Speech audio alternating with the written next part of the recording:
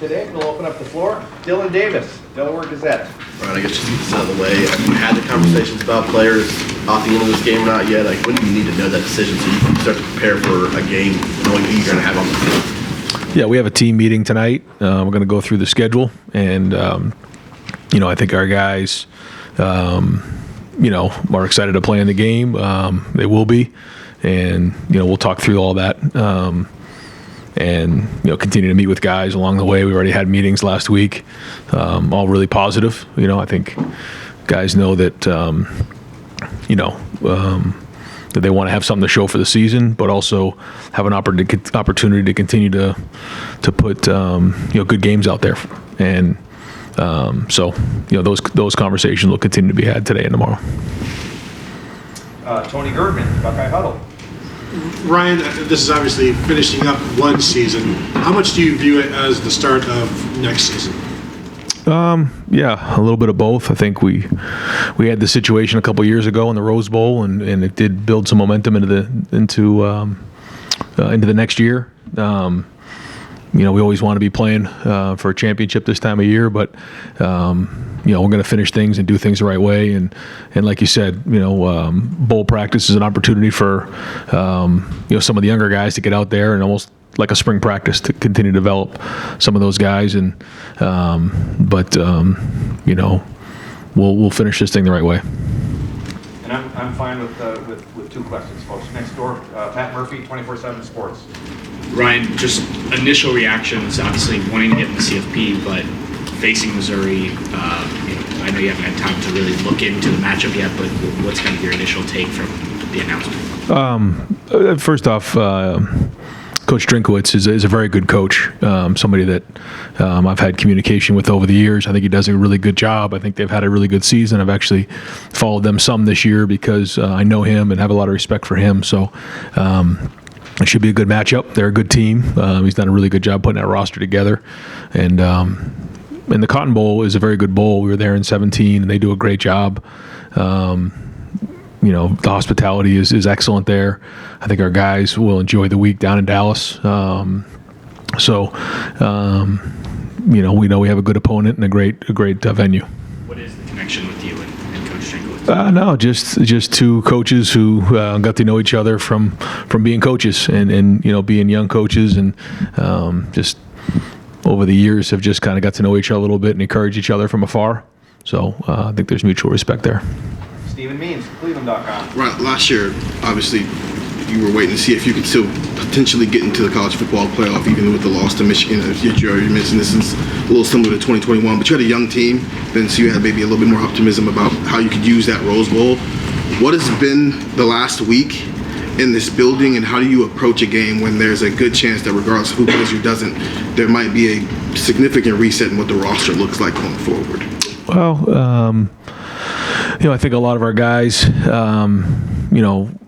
were certainly disappointed last week, and we did have a practice last week. We got together, we had a team meeting, and we knew that there was going to be a new target this weekend. We weren't sure what it was going to be, and there's a lot of prideful guys on our team, and so they're going to use this opportunity to either finish things out the right way or build momentum for next year. Joey Kaufman, Columbus Dispatch. Ryan, Jim was connected with the Duke head coaching job last week. I know you probably won't comment on searches, but just what's your expectation with him and just being in his current role going forward, obviously? Yeah, no, he communicated with me that they had reached out, and so I know he was still in the mix there and having communications, and we'll kind of deal with it. But that's part of this time of year with job searches, and I'm sure our guys are going to continually be sought after. We have a really good staff, and Jim's a great coach, and he'll continue to have opportunities, but I know he's very happy here at Ohio State as well.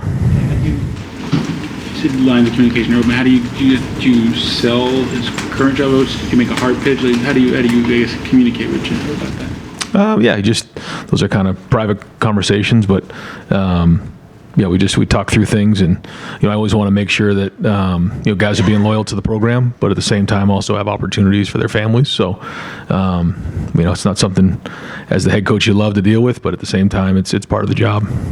Austin Ward, podcast. Ryan, do you anticipate making any changes on your own to the staff?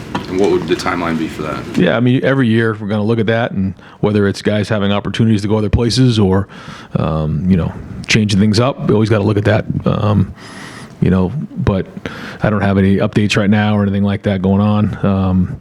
But that's something we always do. We evaluate it every year.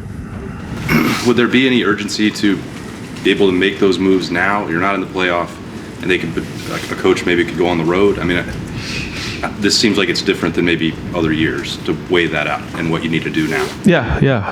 It is. We're at a different time right now, so we'll take that into consideration. But nothing to update right now. Was the 500th question of this fall's press conferences, just FYI.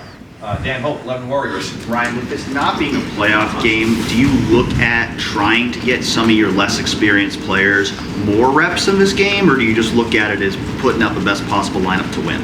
Yeah, we want to win the game. Certainly the reps in practice leading up to the game, will be spread around pretty good. But when it comes to playing the game, we're going to win the game, and that's the number one thing. And again, Cotton Bowl is a great bowl, and we have a really good opponent. So, we're going to put the best guys out there to win the game. Specific to the quarterback position, do you go into this bowl game with Kyle's our guy, or do you give Devin and Lincoln a chance to, push him in bowl practices? Yeah. All things that, we'll look at. And it's not just in that position, it's all positions, trying to figure out, and it'll be good too, just to get out there and have these guys practicing and working, because, there's a couple different phases to the bowl practice. You kind of have your fundamental period, then you have your game planning, and then you have your practicing at the bowl site. And, there'll be several practices to kind of get evaluations. We'll be competitive early on and going against each other, and we'll keep looking at it, and ultimately it's going to be, who gives you the best chance to win a game. But like you said, some of the young guys, at certain positions will have an opportunity based on how they practice in the bowl practices. Brendan Gulick, Buckeyes Now on SI. Ryan, there was a 14-0 team, conference champion, left out, and I think there's a lot of people around the country that are a little worked up about that. As a head coach who prioritizes win at all costs, to know that ultimately wasn't enough to get a team in the playoff, how does that sit with you? I just, coming off of our game that, we didn't finish it out the right way, then, that's what I've been focused on. I haven't really got too much involved with it. I've always felt like, conference champ, deserves to be in the Final Four. But I guess this is the last year of that. But, I'm probably not going to get into all that right now. Just, got my team to worry about. And as you consider future non-conference games, do you think that it is still an incentive to play major teams like, for example, this year Notre Dame, or the games you have on the schedule against Alabama and Texas and Georgia? Do you think there is still incentive to schedule those kinds of games given the changes in college football? Yeah, I think now that you have a 12-team playoff, for sure it does. I think that's probably the biggest change, coming forward, is that, those games are going to matter. But at the same time, you can build up your team and you can learn from your team by challenging your team with non-conference opponents like that, but also knowing that you'll have an opportunity to possibly make the 12 teams as opposed to just the Final Four. As you can see, it got really tight this year. So I think it's going to be a different, whole different, end of the season next year. But I think it's great to challenge your team, find out where you're at, and grow as the season goes on. We did that this year by scheduling Notre Dame, which I thought was great, the last 2 years. And I think, we learned a lot about our team early in the season. But yeah, it'll be much different next year, and I think it's a good thing. Don Taberry, WBMS. Coach, you've had a week to reflect. As you look at the tape, you said you wanted to look at it before you. What jumped out the most in that game? Well, not that it's anything surprising. We know this. We talked about it last year, that it can come down to a couple plays and down to the last possession or two, and extremely frustrating for everybody to not finish it the way that we wanted to. And you just a couple things here and there, and you're on the losing side of the game, and I think that's the biggest thing. And there's certainly things that we look back on over and over again, and if it goes another way, we get it done at the end of the game, we get off the field, or we finish off a couple. We had the 3 and out, and then we didn't finish the last drive. I mean, it came down to the last possession, and to not get it done, it certainly leaves a mark. And it's not something you just get over, because as we know, that's the #1 goal year in and year out. So I mean, that's probably the biggest thing that jumps off the film. To come that close, do you welcome this? If this was next year, you guys would be in the playoffs. Are you a guy that's welcoming the extension? I mean, it is what it is. It's not for me to decide. It's already been decided. So it's not going to change the game at the end of the season. That's still the #1 thing we got to get done, and that'll be our focus again this year. Kellyanne Stitz, WSYX. Coach, how have you seen Kyle McCord handle that loss and now move forward on to the next one? Yeah, it's not something that you just move on from. We know that. There's just a lot that comes with it, but it's not just 1 or 2 guys. It's everybody. We all take ownership. Adam King, WBNS. You talked a lot about scars in your time here. This is obviously a big one. How do you heal from those scars? And is today one of those starting points, finally having another opponent to focus on? Well, no one's going to feel sorry for us, so you got to push forward. That's life, and so we're going to do that. We're going to do that. There's always a lot of life lessons, and this is another great one for our guys to learn. About how you handle yourself during adversity. You learn a lot about the guys that are around you. And, as a dad, as a husband, as a brother, as a teammate, you have to handle yourself the right way and move forward. Not that it's easy. We're not just going to move on like it's, just another game. It's not. But, the world's not stopping for us. So we got to keep moving, and that's what we're going to do. Trying to balance a bowl game. You're trying to balance recruiting and now the world with the transfer portal as well. How does that work for you throughout the next month, looking at what's out there already in the country? Yeah, it's a very unique time in college football. If you think about December right now, just of all those things that are coming and going, and the decisions that these players have to make, the decisions coaches have to make, the decisions that are made on who's making the playoff. I mean, there's just so much going on, and then you have, like you said, the portal, and there's a lot going on. There's high school recruiting, and so rosters move a lot, year in and year out, much more than they ever have before, and so we're certainly busy working on that. Spencer Holbrook, Letterman Row.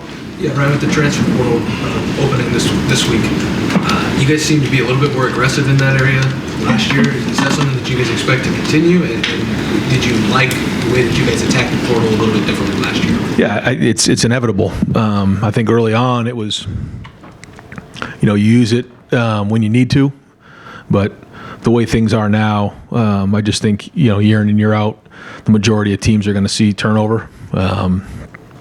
We'll have guys enter the portal. There'll be a lot of guys in the portal starting tomorrow. And, so you have to construct your roster on a yearly basis, and that's what we're going to do. And so it's no longer, one of those things, are you going to use the portal or not? That's part of college football. But we are going to make sure that we're doing a great job of identifying the right people that fit the program, because there's a lot of pride in that locker room. You talked about guys that are going to enter the portal. You've said a couple times that everything that you put into a guy, you get back. Yeah. Has it just become a little more, I don't know, are you a little more numb to when guys leave now than you were 3 or 4 years ago? Yeah. I would say so. I would say 3 or 4 years ago, someone enters the portal, you're like, what's going on? Now, I think maybe somebody said there was 400 some odd in the portal, I guess, on day one. Is that what it was? And this year it'll be even more. And so these guys have an opportunity to go out and see what their options are on a yearly basis. And so that's what it is. And so we'll adapt with it. But yeah, it's much different even than it was a year or 2 ago, I would say. Cameron Keith Robinson, The Athletic. Brian, kind of off that, you mentioned how much rosters change as a coaching staff, even as for the recruiting department. How often do you guys have to talk about roster construction plans, knowing how fluid things are now? Yeah, all the time. And you have different. It's cyclical. You have this run, then you have the post spring practice kind of cycle there into the summer. And it's usually how it goes. And then you have obviously the recruiting of the high school players. So there's a couple different spots in the calendar where you're really working on that. You have National Signing Day. So yeah, it's something we were working on a daily basis. What point? I mean, maybe there's not like one point in the season, but after the season, do you think, okay, these are the guys who are leaving. These are the guys. This is where we have to be heavy. Yeah. Part of it is numbers. Other part is, like you said, where we feel like we are depth-wise. And there's certain guys who, they get to a certain point in their career where, maybe they don't see an opportunity to get on the field because of what's in front of them or whatever reason those are. And so, their best option maybe see what's out there for them to go get on the field, and totally get it. Our guys are competitive, and so some of them will have that opportunity. And so you just have to be, as clear as you can on the front end of it to make sure you're identifying, when you come to Ohio State, here's what you can expect, so that when they get here, there's no miscommunication or confusion. I think we've done a great job of that. But there's going to be guys who decide that maybe there's another better option for them out there, and so maybe a fresh start is good. But at the same time, we'll look out there to see what's in the portal and who may fit what we need. Bill Landis, the podcast. Ryan, do you feel like ultimately you got the level of quarterback play that you need for this team to achieve its goals this season? Well, when you come up short, the bottom line is you got to look at everything, because you didn't get it done, and that's the thing that it's just sobering here at 11-1. You come up short in the last possession, it's just not good enough. So you got to look at everything, and we will look at everything. In that position, I know you said to Dan that you'll go through bowl practices, guys like Lincoln and Devin might get some opportunities there. As you stand here today, assuming Kyle does not decide to go to the NFL or elsewhere, is he definitely your starting quarterback for the next season, or how do you, evaluate that at the moment? I think that's kind of a long way away right now. We're gonna get back to work here. We'll probably we had a practice last week. We'll have a practice coming up this weekend, and the guys will get out there and compete and grind, and we'll take it from there. I can't sit here and tell you I know for sure about any of those things right now, but everyone's going to have an opportunity to compete and get after it during bowl practice, and then when it's time to go play in the game, we'll figure out who should get the reps and go from there. So yeah, I don't really have a great answer for that just yet. Andy Backstrom, Letterman Row. You mentioned 2021 being a similar situation with the Rose Bowl. What did you like about your approach to that that postseason, and what did you maybe not like about it, and how would you approach this time around? Say that one more time. How do you look at the 2021 postseason approaching the Rose Bowl, so much of a similar situation? What did you like about that approach, and what would you maybe do differently? Oh, okay, yeah, in the 21 year. I thought the focus was on competing and getting better every day in practice. It wasn't as much about the game planning, although as we got closer, we really dove into that. It was more about getting getting guys reps and getting guys up to speed and really focusing on fundamentals. And then, I want to make sure that, it's been a rough week here, and I want to make sure that when we go in the bowl, these guys are, they're going to at least enjoy the fact that, they're going to be in Dallas. It's Christmas and those type of things. So, I want to do everything we can. The Cotton Bowl does a great job to make sure that, they're enjoying the experience too. I think we did a good job of that in the Rose Bowl. And so we'll do that again here at the Cotton Bowl, but we also know we're there for one reason, that's to win a game. So I think it's that balance that, we found did a nice job of in that game. And,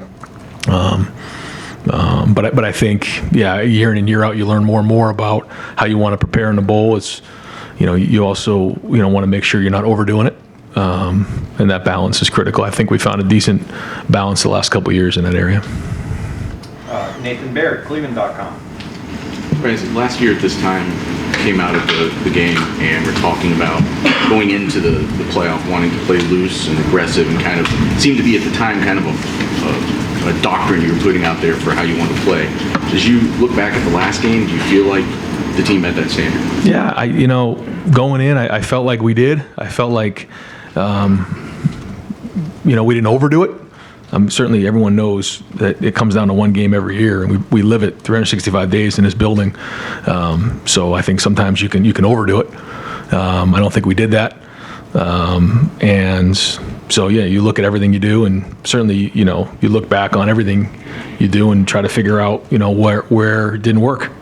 So we'll do it again this year and keep swinging at it. I just want to clarify something else you said to Bill about the quarterback situation. So are you open right now to some sort of a timeshare in the Cotton Bowl as it relates to quarterback right now? Or do you anticipate it just being Kyle's job like it would be if it was any other game? Yeah, I'm not going to really get into all that right now. And I don't think I'm there yet. But, yeah, we'll just kind of see how practice goes.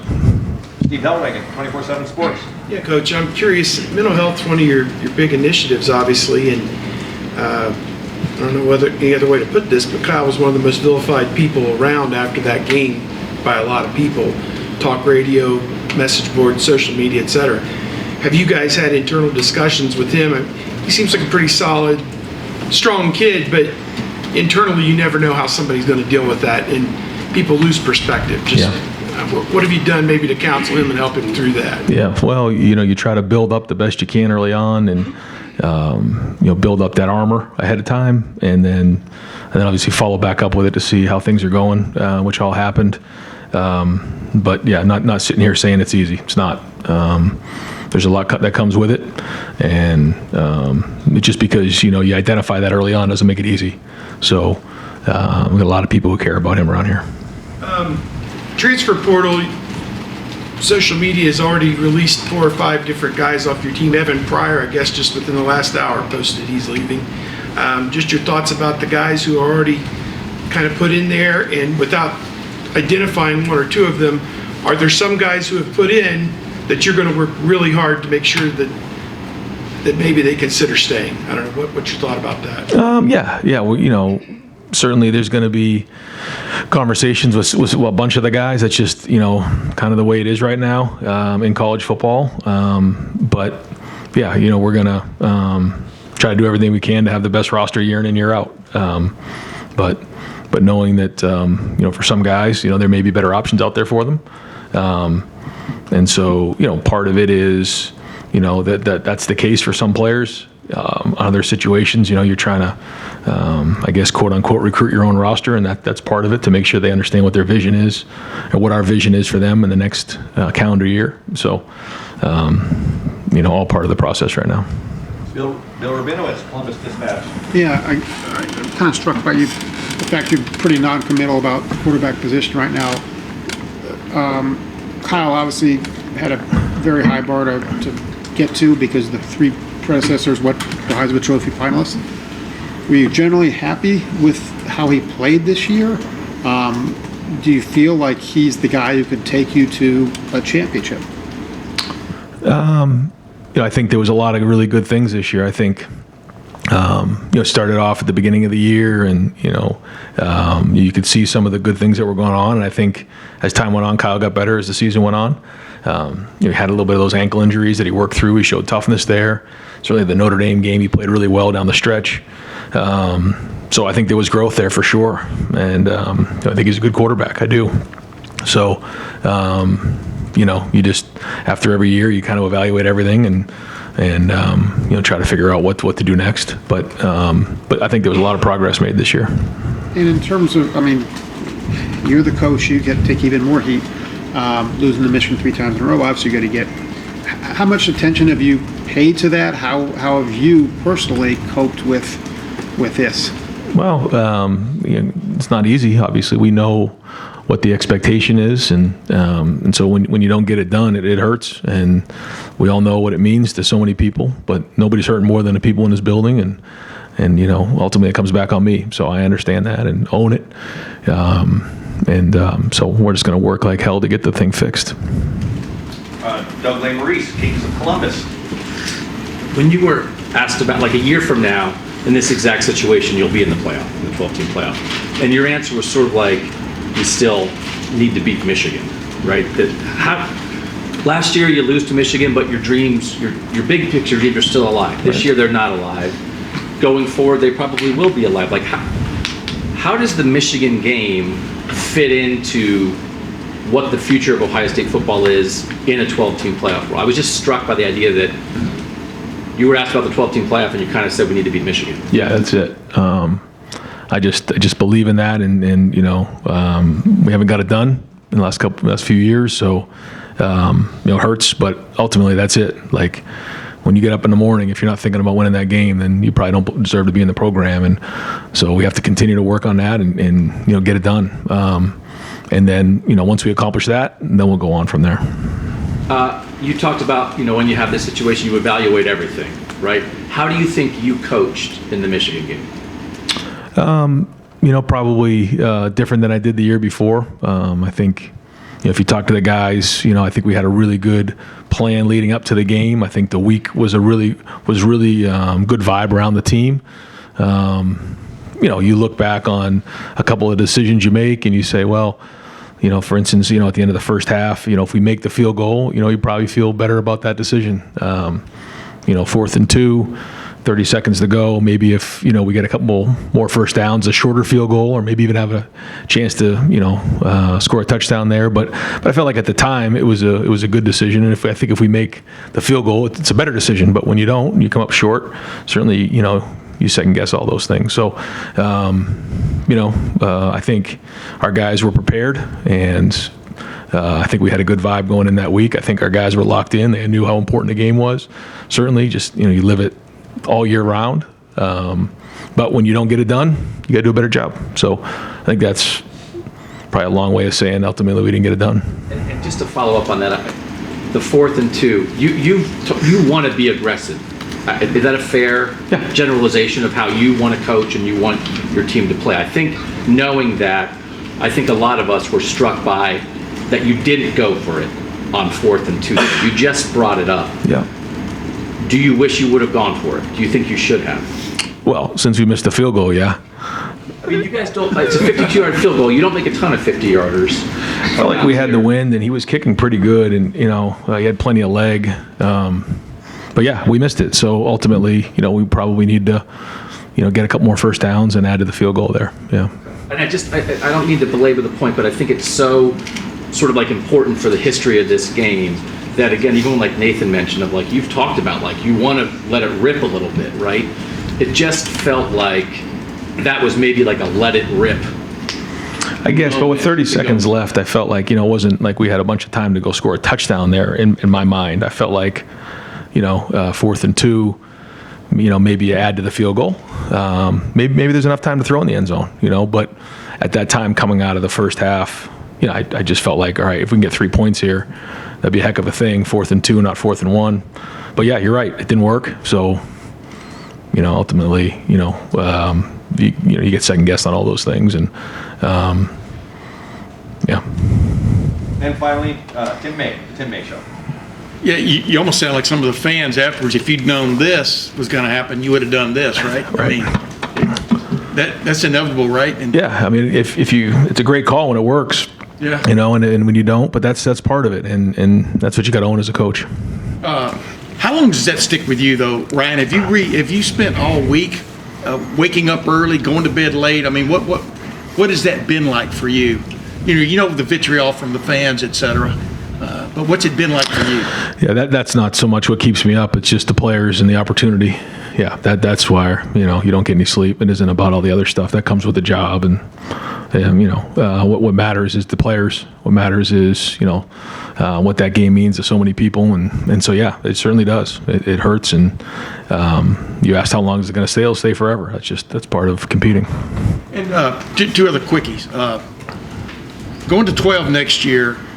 Are you a fan or not a fan of keeping league championship games? Because it would seem like if you've got two teams in the top 2 and 4, top 4 or whatever, why would you put either one of them in jeopardy of, losing it? What are your thoughts about that? About a league championship game, and what it adds and detracts from this coming mix?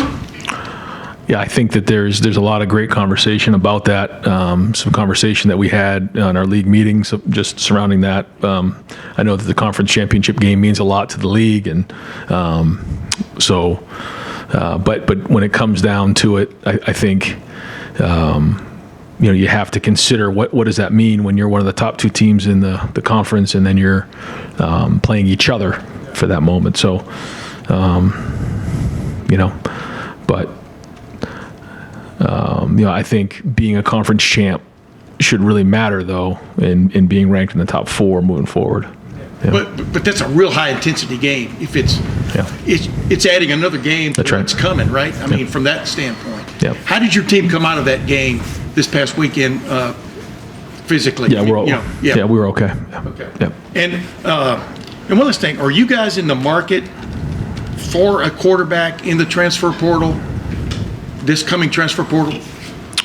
No, I mean, right now we're not actively out there, searching for anything other than we'll see, kind of what the next month brings, and in all positions, So I'm not going to sit here and get into specifics on each of those positions. We like the guys that we have at a bunch of positions, but we're going to make sure that whether it's numbers or depth, that we have the right guys in the right spots, sort of like we did last year. But I just think there'll be more movement this year probably than there has been in the past. Just like seems like every year that's happening more and more. So we'll adapt accordingly. Thank you. Coach, thank you very much. All right, guys, thanks. Hey, folks, we don't have the tape.